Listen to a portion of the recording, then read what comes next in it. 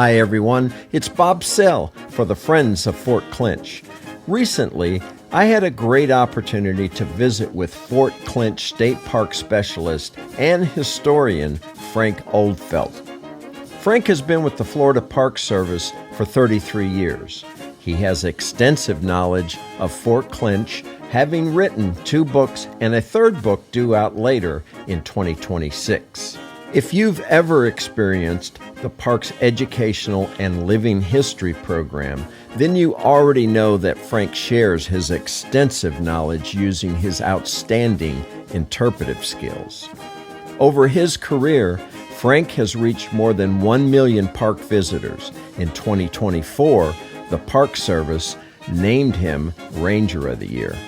Now, Friends of Fort Clinch is proud to serve as the citizen support organization for Fort Clinch. Our mission helps connect the community to nature, history, accessible education and recreational experiences, and preservation of a unique 19th century coastal fortification. If you'd like to learn more about membership and how you can contribute, please visit us at fortclinch.org. Now, I recently read Frank's book, Fort Clinch, Fernandina and the Civil War. It's amazing how much detail is in this book. Currently, the book is available at the Fort Clinch Visitor Center, Amazon, and other book outlets. Now, I had plenty of questions for Frank, so let's get right into it. Here's my visit with Frank Ofeldt inside the historic Fort Clinch. Well, good morning, Frank. Good morning. Thanks for having me here in your home. Oh, you're welcome. And agreeing to this conversation. I mentioned in the intro that you were with the Park Service for 33 years. And if I remember right, you didn't start here and you had a journey to kind of get you. I think this was your goal to be here. So tell us about that journey and how you ended up here at Fort Clinch.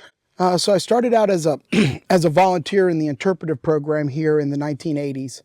And after college, I decided I wanted to join the Park Service. I was impressed with what the historians here at Fort Clinch were doing, and I was just enthralled with it. I was a history type of guy anyway. I was very much a bookworm, so I was always reading history, read a lot about the Civil War, and I had an uncle and parents that were very contributing to that. I got the opportunity to travel to a lot of battlefields and Civil War sites and museums, and so I decided that this is the course I wanted, and the staff here at Fort Clinch was really good with that. They encouraged that among the volunteers in the program to, further if they wanted to go to join either the National Park Service or a museum site or even the state. So they didn't have an opening here at Fort Clinch. However, they informed me that there was an opening at Fort Taylor State Historic Site at Key West, Florida.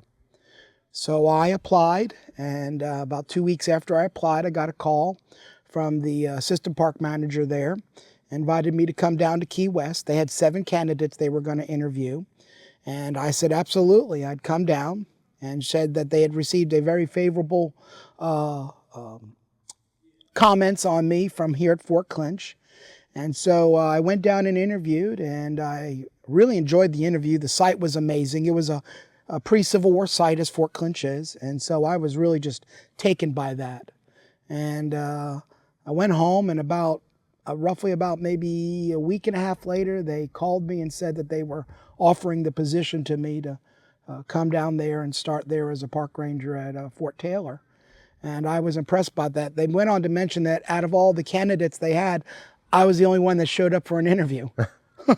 So this is in the early 90s, so that's kind of interesting, and I'm from Ocala, Florida, so for me it was to drive all the way down to Key West, but I was very excited, and the staff up here at Fort Clinch, when I told them that I had an interview, was very excited too. They saw the potential in me and realized that I could be an asset and very much could help educate people about the unique history of these sites and the men that served in this conflict. Right. Mm-hmm. Yeah, you can't get more one end of the state. Yep. And the Park Service only has 2 seacoast fortifications. They have Fort Taylor at Key West, a brick one, and of course Fort Clinch here at north end of Amelia Island. So yeah, it's like one extreme to the other. You're down there, you're up here. Yeah. Well, we're glad you're here. I also mentioned your book, Fort Clinch, Fernandina, and the Civil War. Yes. And the level of detail in that book is really pretty remarkable. Yeah. Tell us about the research you did and the sources you used to uncover all that history. That is years of tracking down letters, documents, going to the National Archives, going to the Center of Military History at Carlisle, Pennsylvania, the State Archives, absorbing anything and everything there was about Fort Clinch. And so I spent a considerable amount of my time, but a lot of my own money, to track down resources, acquire them, or at least get a chance to get copies of those documents. The archivists up there at the National Archives were like, "Oh, he's back again," and I'd spend I'd spend 2 weeks up there, motel, and spend 2 weeks going to the archives and requesting the record groups and stuff, and then going to the Army Corps of Engineers History Office, and then Carlisle to look and see what they have, then the State Archives, and then tracking down letters that were in private collections. I had an opportunity to go to a lot of Civil War shows, and at these Civil War shows, they sell just about everything related to the Civil War and early American history, and of course documents.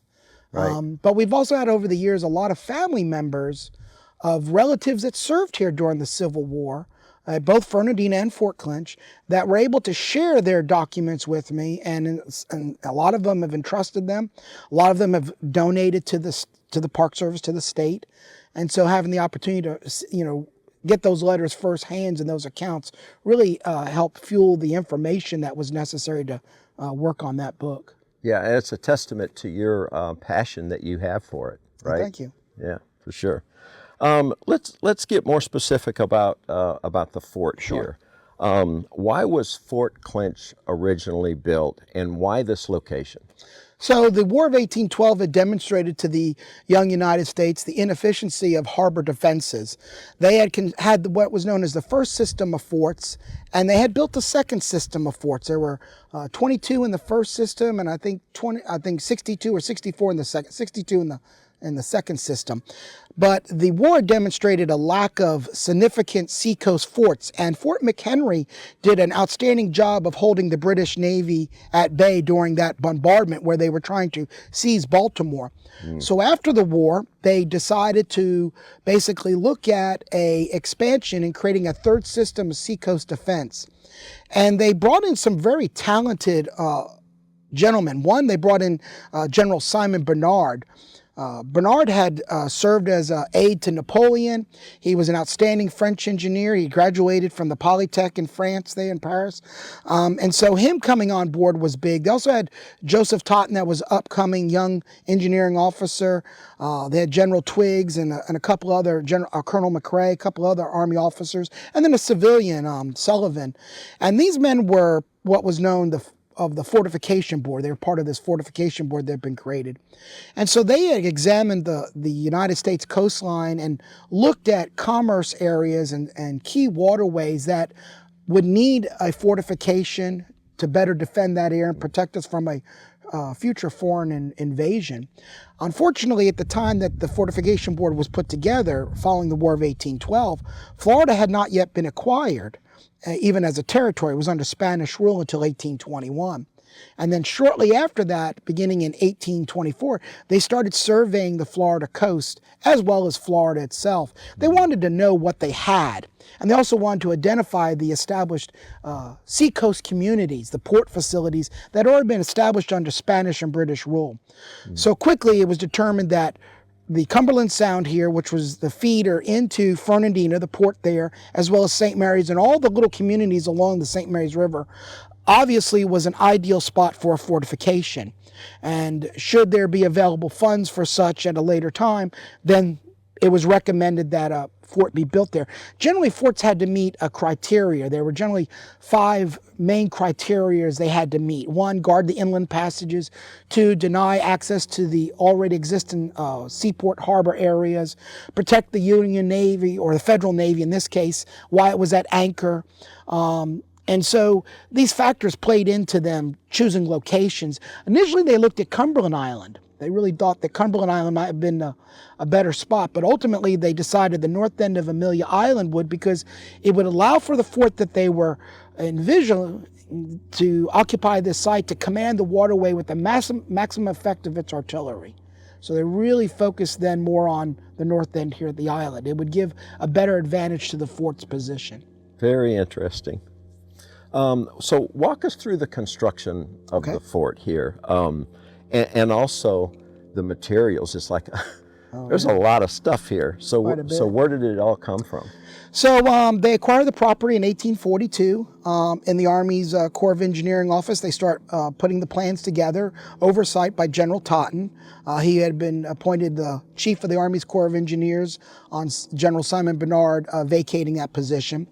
And so they ultimately chose the site, purchased the property, put the plans together.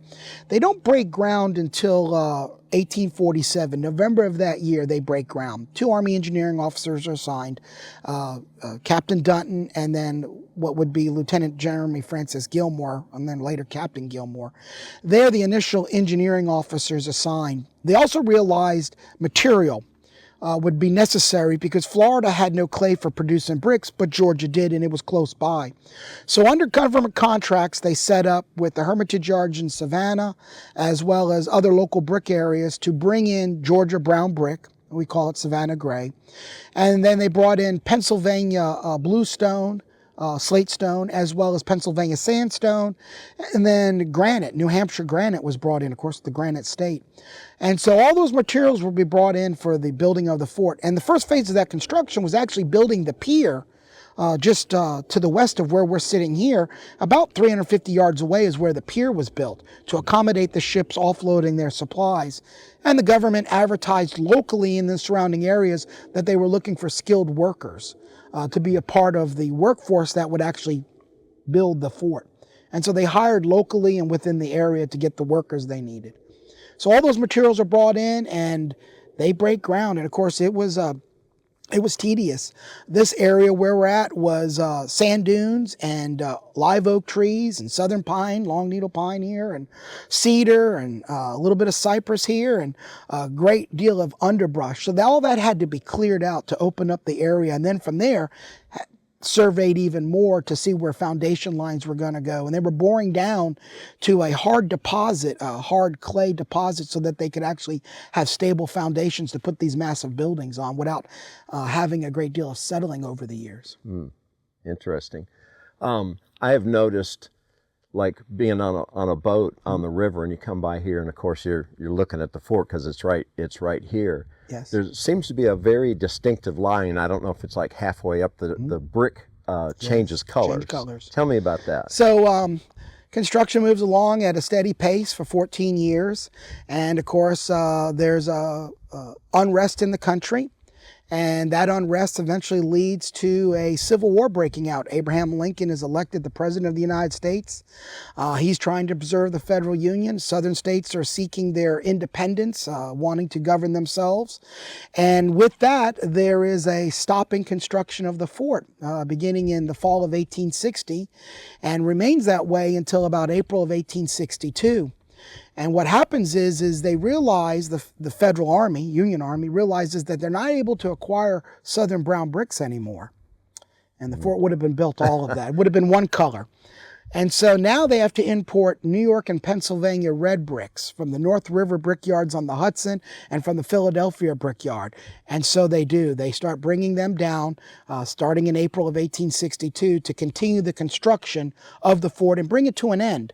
The fort was going to require about 7 million bricks upon completion. They had about just over 2.5 million in place. So they had a little bit more to go to get it to where they wanted it. And so they started that construction and started bringing down those bricks in regular shiploads, like the A&B Cole, she was a square wave packing ship, the Cosmopolitan, and other vessels that were bringing in bricks to the fort materials or delivering here regularly. Yeah, well, thanks for that backstory. I was always curious about the color different changes. colors, yeah. Yeah. So Fort Clinch was named after General Clinch. So yes. Who was he, and and what's the history connection here? So Clinch was commissioned into the U.S. Army as a first lieutenant from North Carolina. He had his parents had passed away, and him and his brother were being raised by aunts and uncles and grandparents, and so he always sought a military career. He was an aristocrat at a young age. He had inherited great land wealth, and that pretty much could have sat out and been a businessman or lived a very prosperous life without any military service, just through the family's holdings. But he wanted a military career, and in 1808 he was appointed a first lieutenant in the U.S. Army. He gradually promoted through the ranks to captain, commanded an infantry company, and then when the War of 1812 breaks out, he's sent to Camp Lake Erie, and he serves as a commander up there. He eventually promotes to the rank of lieutenant colonel, completely skips the rank of major, and he did that for faithful years of service without any, of course, issues and all that, and been an outstanding officer, a real good leader, apparently, from the accounts that we have.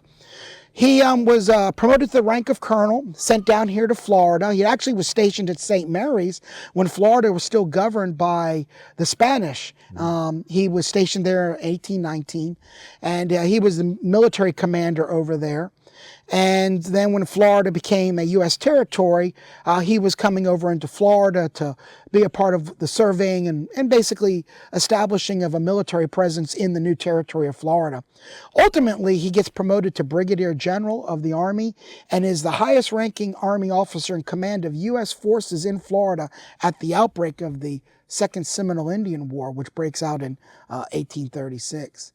And he commands U.S. forces here, and then ultimately decides that the policy the U.S. government has taken up against the indigenous here, the Seminoles, is not something he wants to further anymore. But he'd already had 28 years of service, and he was in some declining health a little, so he decided to go ahead and basically resign from the Army at that time. But they didn't keep his hand out of military activity. He served as an examiner for young men seeking appointments to the military academy. He also served a term as a congressman representing Georgia. He passed away, though, in 1849, and the fort was named for him in 1850 by orders of the War Department. And Gotcha. so that's how we get the name Clinch. He had been married 3 times, and he had 8 children. Okay. Yeah.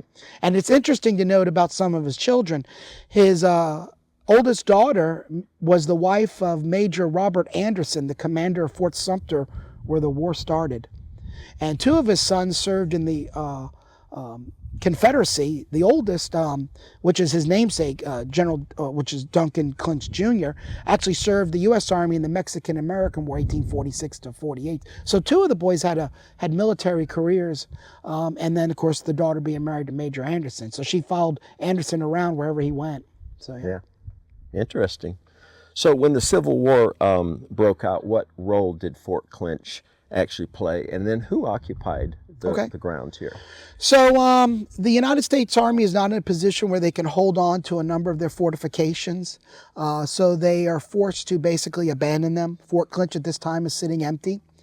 The Southern forces here see an opportunity, directed by Governor Perry, to seize arsenal and forts belonging to the federal government in the state of Florida. So the militia moves quickly to organize and then begin an attempt to take Fort Clinch. They really weren't in a rush, even though they say they were, because they didn't take formal possession of the fort site until April 8th, 1861.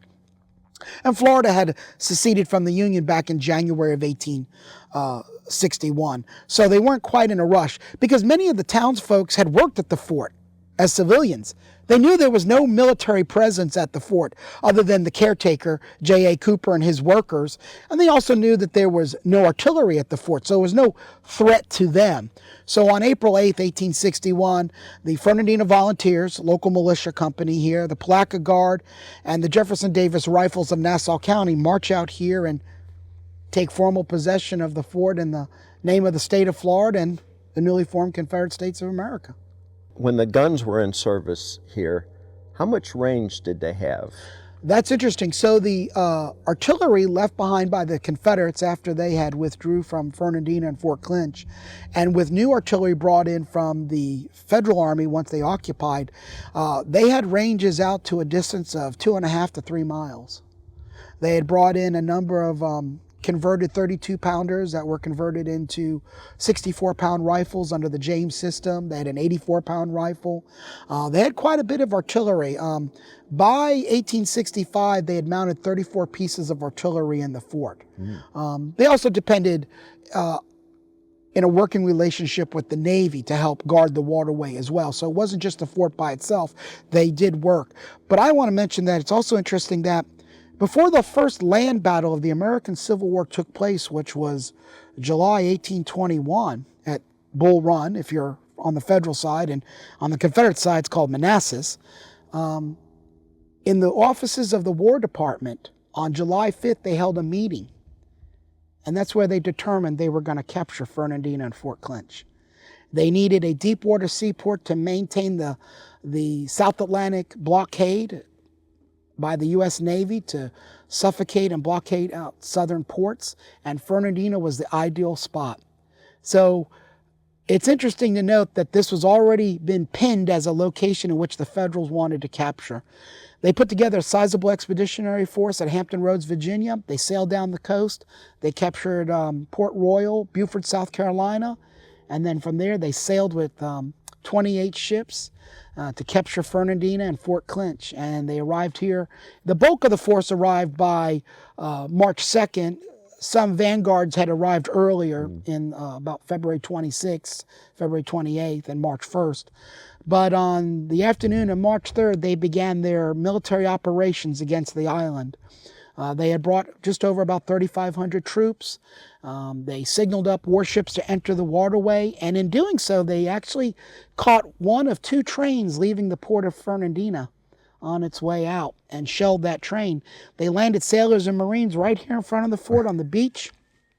They came around, they came right down into the fort.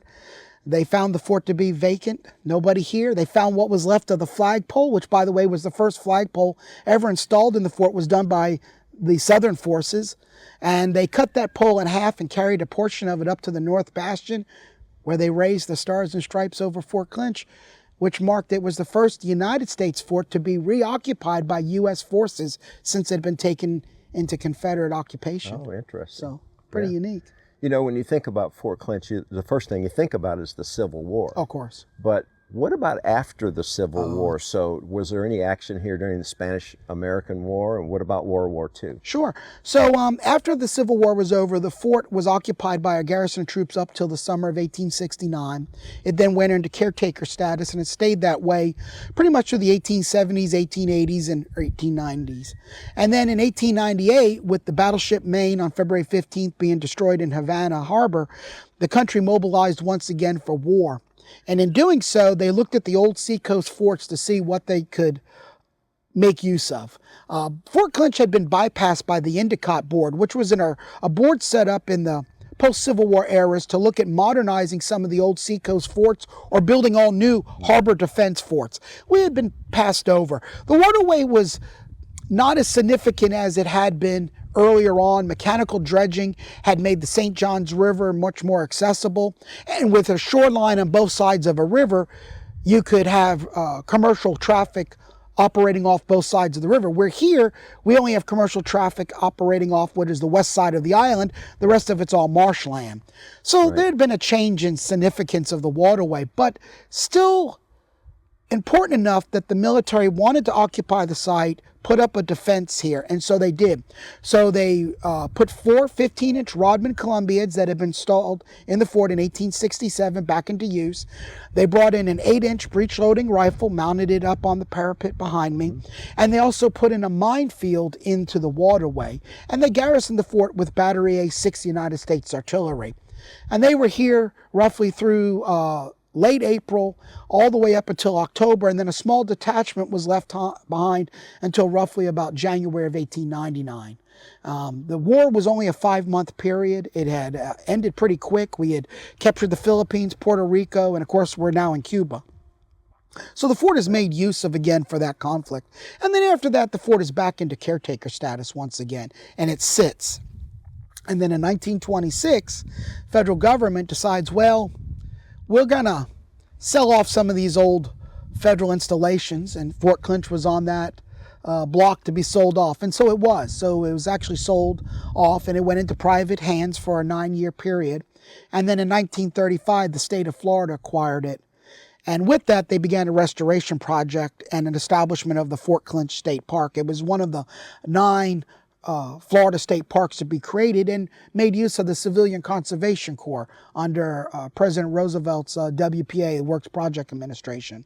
And so they did a great deal of establishing the park, cleaning up the fort. However, the attack on December 7th, 1941, pushes the country back into war, and Fort Clinch is once again turned back into military use, even though it is owned by the state of Florida, and it's used as a radio station to communicate with ships offshore, patrolling planes. It also is used for mounted beach patrols. Its headquarters is based out of here at the fort. The Army uses the beaches here in front of the fort and down on Main Beach in Fernandina to train soldiers in anti-aircraft gunnery drill. And so the 209th Anti-Aircraft Battalion comes here as well and trains. Coast Guard operates out of the fort, as well as a small Navy detachment of men that were part of the radio communications center that was set up here in the fort. And we see that pretty much go on until about January of 1945, and then it's turned back over to the Park Service for their management. The park actually was open during World War II, but you couldn't visit the fort during World War II. You were not allowed to. It was off limits to civilians because of the military presence here. I don't think it was a surprise to me, but I don't think too many people realize that at one time this it got turned over to private property. It did. It changed hands 3 times. The Sadlers have it, then it went to a T.B. Hamby, and then the Askins family had it, and then eventually the state of Florida acquired it. The last owners had pressed Dan Kelly, the state representative, to get the state of Florida to buy it, and they did. They bought, there were 2 parcels, the east and west parcel, and the state acquired both of them, which gave them roughly about 1,100 acres. The state then set out to buy additional property, which brings the park to over 1,400 acres. And of course, we also manage Martin's Island and to the west of us as well, and a couple other little islands as well as part of the park itself. And we have Fort San Carlos, which is over in Old Town. It's actually the smallest state park in the Park Service system. How about the Fernandina Plaza? Did that ever see any action? So it only saw action in 1817 when the when the mercenaries took over the fort and got into a battle with the Spanish at McLaur's Hill. It's kind of interesting. The island is actually defended. They are in a artillery fight, shooting back and forth at each other. The mercenaries were better shots. Rugged Hubbard and his clan there, they scored a hit on the powder supplies of the Spanish artillery over at McLaur's Hill and blew up their powder supply and basically forced them to withdraw. And with money running out and leadership not there, that gave an open door for Louis Ari, a privateer, to take over the island, the town, and of course Fort San Carlos. And the United States wasn't going to stand for that. They weren't going to have a privateer operating on an international border between Spain and Georgia. Of course, the United States, the international line border was right here, the line. And so they sent in U.S. forces to the island here. That put him out. And they held on until Spanish leadership and military presence could regain a foothold back here. And then, of course, 1821, it becomes a U.S. territory. Old Town, the plaza site, was occupied during the Civil War. The Confederates had built a battery of artillery there. Most of the site is gone. It has eroded away into the Amelia River drastically over the years. The Federals made use of it. They had a battery of artillery there as well, and an encampment, and there were some government buildings on that property. And it was also used during the Spanish-American War. The government buildings were used then at that time as well. Yeah. Well, thanks to your leadership here at Fort Clinch, has a great living history program that really brings this place to life. And anybody watching, if they've ever been here during the first Garrison weekend, they know what I'm talking about with the reenactments and all that. So tell us what era is represented, and how is it interpreted for the visitors? Okay. So they in the mid-70s, they started a living history program. They had looked at Plymouth Plantation, Colonial Williamsburg, Jamestown, and decided they wanted to do that here. And so they focused on the time period of 1864. Because after their research, it had demonstrated that all the buildings that we see were in place by that time. And it still allowed for interpretation of construction, and therefore soldiers could go about their daily duties in around the fort, of working on the fort as well as upkeep of the fort.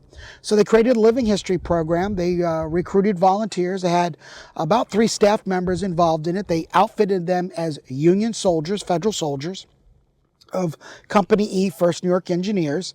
That unit had served here at Fort Clinch from March 1862 until roughly the summer of 1865. The bulk of the company, though, left out in the summer of 1864, but a handful of men stayed on until 65, and so did Captain Sears, who was the chief engineer in charge of the fort's construction, as well as its commanding officer of the fort. And so they wanted to showcase where folks could interact with the soldier, and they could get an idea of what life was like for them at this site. There's no battles here, so that enabled you to focus on all the other aspects of soldiers' life: blacksmithing, carpentry, bricklaying, standing guard duty, cooking in the kitchens, quartermaster supplies, tending to the animals, the horses and mules of the site. And so that would focus on their living conditions here. And that was an aspect that was very much interested. We've always heard of the battles, and we understand what battles are pretty much about and what takes place. But the living aspect, how did a soldier actually live in a fort in this time period in the 19th century? What was his daily duties? How did he go about them? And so with that, they were able to really gain a sense of the soldier's life by looking at the letters and the counts that we have. And from that, they were able to create a living history persona where you basically step back into time, 1864, every day at Fort Clinch, 7 days a week. And you get to experience from the interpreters, the historians, what life was like for a soldier stationed here. We also do the Spanish-American War, 1898. We do a living history program that focuses on that. We do that about 3-4 times a year. We also do World War II. We have about 3 events a year that focus on the fort's involvement in the Second World War. And then we also do the Confederate occupation of Fort Clinch. We do that twice a year when Southern forces occupied the fort. We do a March event and an October event. And then we have a timeline event that focuses on the history of the American soldier going back to the formation of the United States Army in 1775 and bringing it all the way current. You can see on that particular day in November, you can see military displays and historians dressed in different uniforms representing all the conflicts that our country has served in, from the War of Independence to, of course, the current wars on terrorism. Yeah. You're a living, breathing history book, Frank. And I don't think anybody knows this site any better than you. I appreciate it. And so I'm always learning. There's constant things to learn here. So tell us something unique about Fort Clinch that may be unexpected. And I guess what I'm thinking about is what do most people not know about this place? I think they don't know. A lot of them don't know exist. That's for one. That's kind of surprising. We have folks come in all the time and go, I never knew this existed. We have folks that live on this island that have probably lived here 10, 15, 5 years or so. And, oh, I really never thought there was a fort. I heard the word fort. I saw pictures, but I really didn't. And I mean, I just had that recently this past week. I had a guy, I've been living here for 10 years. I never really thought there was an actual fort. Interesting. Yes, sir, there actually is. It's a unique site. I think you have an opportunity to really experience it, interact with the interpreters as much as you'd like to, or as little as you like to. You're able to tour the site without being forced to take a guided tour. You can self-guide yourself around. You can experience. You can sit at the table. We have a fire going in the fireplace. You can smell it, the meals being cooked, the blacksmith working, the men going about their duties in and around the fort. You can experience all that. Just because the fort wasn't in a battle doesn't by any mean lower its expectations of what human life was like at that time. I guess in a sense, we're fortunate that there wasn't a battle here and that the loss of life related to Fort Clinch and the troops here at Fernandina was due to accidents and sickness. But they played a vital role here. I think that for me, what's unique is this site is here. This is a real site where men lived, died, and served in defense of our country in 3 wars. And you can come out here today and tour this site and get a sense of what life was like for those men at the different times. And yes, we do focus on the Civil War, but to know that they were here, this is where Americans served their country at. I think that's one of the biggest takeaways that you have, is to come out here and explore this magnificent, it's a wonderful, wonderful site. And it shows in folks that come out here and repeatedly come back. They bring their relatives, they bring their children grow up and have children. I had a young girl come out here who comes out by every year, and she's been coming here since she was a 4th grader in school, and now she's married, has her own children. She brings them out, and she was out here a week ago to, hey, Mr. Frank, here I am, and this is my newest one, and this is my other 2, and I want them to experience what I experienced. So yeah. I appreciate your perspective Thank you. that. That's great. Beyond the regular tours, what other programs or demonstrations going on? So we have a stargazing event we do out here at the fort. It's a great spot to do that from. There's really no intrusion of modern light on the site, so you can really see the stars and the moons out here. We do a car show called Cars and Cannons out here. We do that once a year. And as far as I know, we're the only historic site, fort site, that has a car show inside of it. So you get a little bit of both. You get these beautiful vintage cars down here on the parade field of the fort, and you get the interpreters talking about the history of the fort, and you get a little bit of cannon shooting going on throughout the day. We do that as well. We also host candlelight tours of the fort the first Saturday of the month, which are really impressive. You get to see the fort all lit up at night by oil lamp and candlelight, and we do that throughout the year as well. We have a lot of programs and events that are going on that just, we have a mill day event where volunteers from the local paper mills come out and work out here at the park as well as here in the fort, and the service they provide is invaluable. It's, when you're out here as 1 or 2 historians, the fort staff here only consists of like 5 of us. 3 of them are part-time staff and 2 are full-time. You're doing the work of 150 to 250 men that were doing that job every day while they were here. And it's a lot to upkeep here. Tuck pointing, brickwork, carpentry, blacksmithing, just sweeping out rooms here is an all-day thing here. I mean, we have all these buildings here. They got to be swept out. Thank goodness for gas-powered blowers before we open. You can get in and blow them out. There's a lot here for sure. There is quite a bit. Yeah. How does the Park Service maintain and preserve Fort Clinch as a historic site?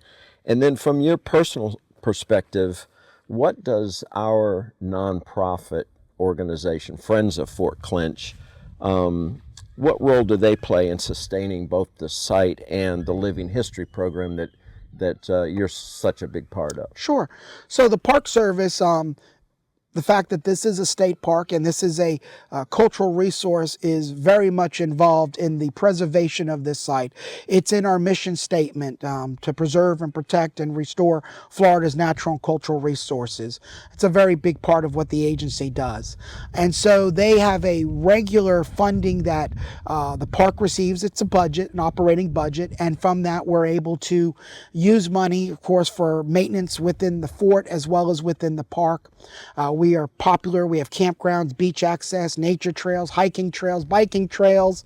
We have just about everything. We also reach out and apply for grants, and we get additional funding as well. Private corporations help. Private donors have helped, have been very generous with their own personal money to see that it's going to a good cause. It's an upkeep of this resource, this site. And then, of course, the creation of the Friends of Fort Clinch, that took place in the 80s. Been working with them at both sites when I was at Fort Taylor there as well as here at Fort Clinch. They are also invaluable. They provide a great deal of resources beyond just what the park does, supporting programs, funding those special events, such as our car show, stargazing, volunteer recognitions that go on, supporting the operations of the park. It's really big. But here in the fort, they're really big because they support the Living History program by providing funding, which allows us to acquire certain things that we're not able to get through the state. One thing we're very grateful for is, the Friends is big about providing food that we purchase to cook here so we can demonstrate cooking in the fort. So you can see what hardtack or biscuit or beans and rice or a pork roast would look like cooked at that time. They also support the purchase of cannon powder and blank cartridges used for the firing demonstrations. They also purchase lumber. It's an endless list of items that the Friends Group does. And it's important that they're involved and that they understand the significance of not only the fort but of the park and what the turnaround what it is to our community, and of course they're citizens of the community, which their involvement is important as well, and it really opens the door for other folks to get involved and of course to be able to maintain such a site and keep it up. But they're very important to us. Yeah. It was great to get your perspective on what we do and how we support you and the programs that you run here. So, Frank, that's kind of my list of questions. I wanted to see if you wanted to add anything to it in closing that maybe I didn't mention before we call it a day. I would say, come out, enjoy the park. Florida's open every day. Experience the real Florida. It's important that you get out and enjoy these areas that have been set aside for public use. Come down to the fort, getting understanding of what the men did here, how they served our country, and join our friends of Fort Clinch. Get involved, be active, and donations are always nice, always welcome, and they'll keep furthering this for future generations. Yep.